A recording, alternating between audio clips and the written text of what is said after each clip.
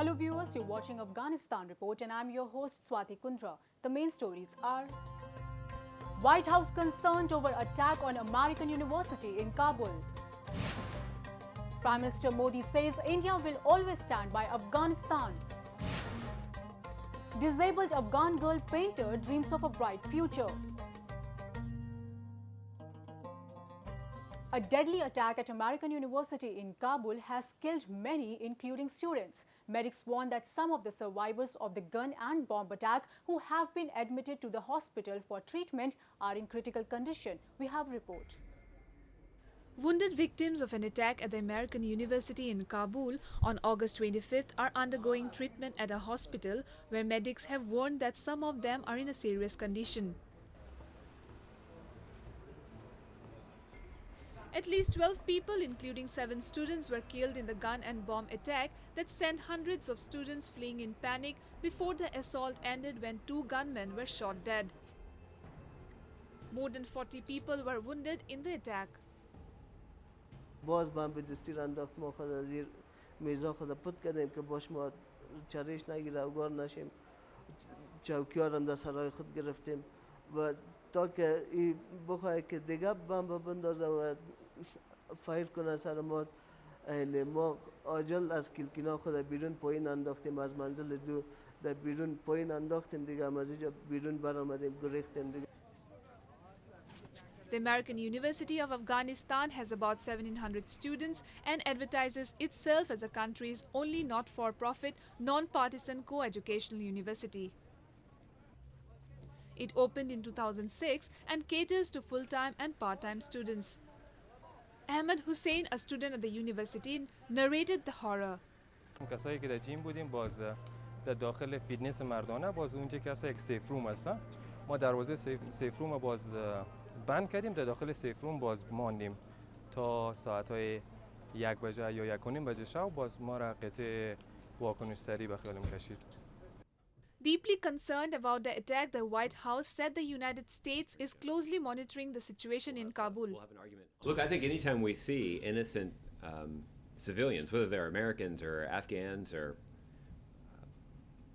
other innocent people of any nationality in an international city like Kabul, in harm's way, we're of course deeply concerned about that. And the security situation inside of Afghanistan is still one that is concerning. So it certainly is something that we're monitoring closely. Islamist militant groups, mainly the Afghan Taliban and a local offshoot of Islamic State, have claimed a string of recent bomb attacks aimed at destabilizing Afghanistan and toppling the Western-backed government of President Ashraf Ghani. No one has claimed responsibility for the university raid.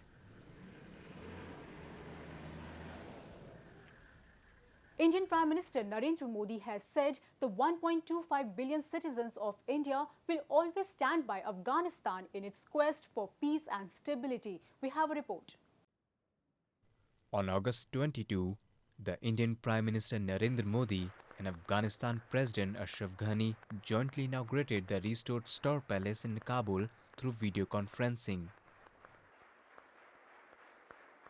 Modi said the 1.25 billion citizens of India will always stand by Afghanistan in its quest for peace and stability. He called Afghanistan a close friend and said India will work for the bright future of Afghanistan. The pledge of our partnership and strength of our friendship with Afghanistan is unwavering. Today's event is a testimony to the resolve and range of our cooperative endeavors. We want each Afghan to flourish and your society to be benefited from fruits of economic growth.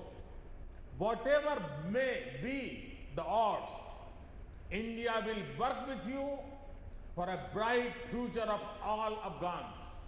A tripartite agreement was signed between the Aga Khan Development Network Afghanistan and India for the restoration of the Star Palace, located on the grounds of the Afghan Ministry of Foreign Affairs. The restoration project got underway 3 years ago and has cost an estimated $5.7 million to India. Ghani thanked India for its support and said the ties between the two nations will only grow stronger.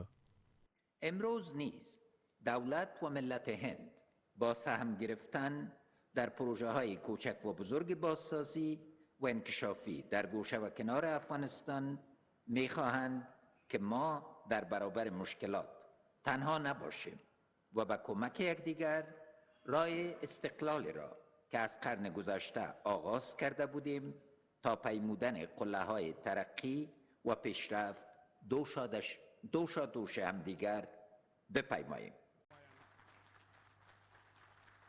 India has poured more than $1 billion into Afghanistan reconstruction projects and humanitarian aid, making it one of the largest donors to the war-torn country. A new National Assembly building in Kabul and major power line and road construction are among the main projects funded by India.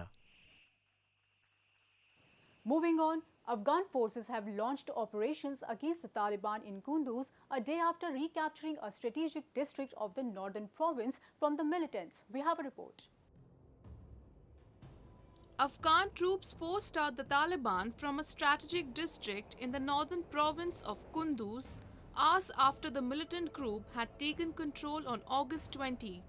قطعات مختلف از وزارت محترم دفاع قطعات ضربتی ما قطعات کماندوی ما کل وارد قندوز شدن ان شاء الله ما مطمئن هستیم که و در پولیس حمایت قاطع بسیار به جرأت تیارای بیشتری در اختیار این حمایت این عملیات داره و ما پیشتر از رهبری از اونها شنیدم که اونها هم این عملیات‌های ما و این دفاع قندوز حمایت میکنه. Fighting has sharply escalated in Afghanistan since the insurgency started spreading from its traditional strongholds in the south and east of the country to the once peaceful north.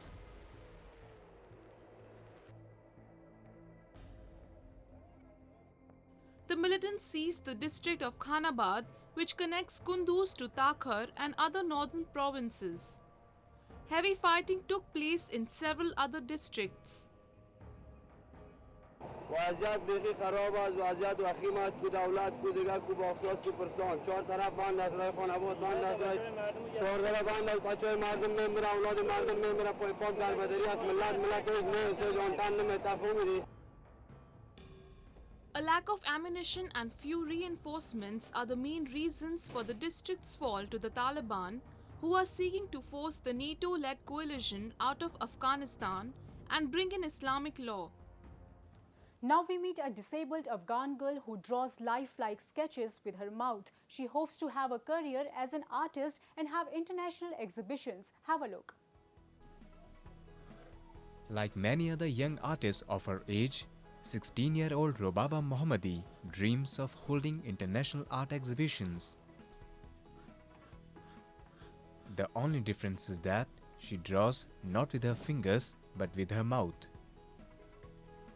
She was born with partial paralysis of her limbs and is unable to control her hands and feet except for a few toes. Mohammadi came from a poor family in Ghazni province who moved to Kabul when she was 3 after they realized her disability. They hope to get medical help for her condition to no avail. میخوایم که نمایشگاه ما به موزیم آقا خان که به کانادا هسته بزرگترین موزیم در اونجا هسته میخوایم من اونجا برگزار کنم و آرزوی بزرگ من هر کس که من میبینه میخوایم که برای من کمک کنن تا نمایشگاه اونجا بگیرم. Less than 2 years ago, she started drawing and now she dreams of holding her art exhibition at Aga Khan Museum in Canada. She even drew lifelike sketches of Canadian Prime Minister Justin Trudeau and Afghan-born Canadian politician Maria Monsef. پیش از که من نقاشی را آغاز کنم خیلی ناامید بودم و وقتی که خواهرای مکتب میرفتن بیادرکای مکتب میرفتن خیلی میگفتم اینا از من که خردتر هستن میای چقدر سواد پیدا کرده چقدر نوشته میکنه میخوانه و نام نوشته میکنه چیزا سواد داره. من سعی که ایج اصلا حتی نام خود را نوشته کده نمیتونم. بسیار زیاده، حتی روزهایی بود که من 2-3 بار گریه میکردم. Decades of conflict, poverty, and neglect prevents many disabled Afghans from reaching their goals. They are often unemployed and face discrimination in a society where disability is perceived as a weakness. رقم باشه، اگه آدم بهترین هنر داشته باشم که دست و پای نداشته باشه خیلی خود کم احساس میکنه، خصوصا وقتی که یک کارم بند باشه که برم پیش خواهرمزاری کنم لطفا این کارم کن، بازو میگه که من در حال نوشته کردن هستم، باش صبر کن. بازو نارم وقت خیلی سر کار انجام میده، خیلی جگرخون میشم و میایم فقط خودم دمی اتاق میشینم میگم من میخوام تنها باشم فقط. She said she also dreams of one day going to school to acquire knowledge. بابا امروز توسط دست خود نقاشی کنه، اما میتونه توسط دهن خود نقاشی کنه. این یک نعمت خیلی بزرگ خداوند است دیگه. خب این که فکر کردیم امی خودش خیلی یک کاری بزرگیه دیگه و امی فکرای ما باعث شد که خیلی ما تشویق میکنیم و امیدواریم که بیشتر پیشرفت کنه. Robaba Mohammadi is hopeful that her art will provide a different picture of Afghanistan, which has struggled with decades of conflict and war. With that, we come to the end of this week's episode of Afghanistan Report. I'm Swati Kundra taking your leave. We'll be back next week with more news and views from Afghanistan. Goodbye and Khuda Hafiz.